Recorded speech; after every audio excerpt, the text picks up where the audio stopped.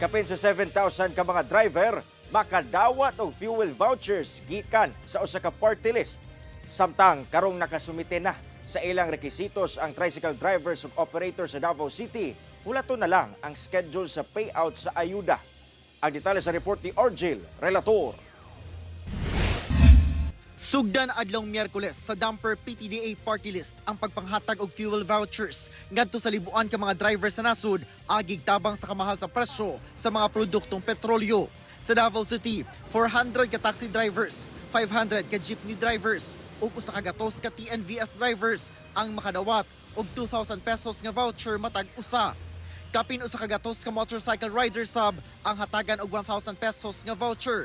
Dunasay mga benepisyaryo sa Digos City ug sa Malita sa Davao Occidental. As of now, pinaghati-hati po natin yan because these are donations actually coming from private sectors.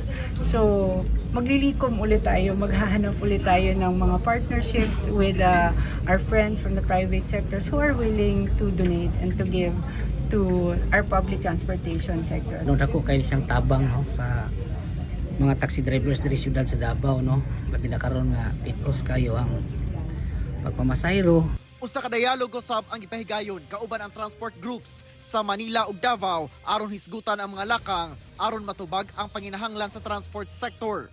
Samtang midangup sab sa buhatan sa CTTMO, Motorized Vehicle Franchising and Regulatory Division ang mga tricycle operators ug drivers nga dunay prangkisa aron isumite ang ilang rekisitos alang sa cash relief assistance o fuel subsidy sa gobyerno.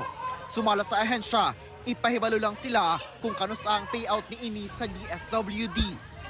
Kauban si Metro Awing sa kamera. Ako si Orgil Relator. 1 Mindanao.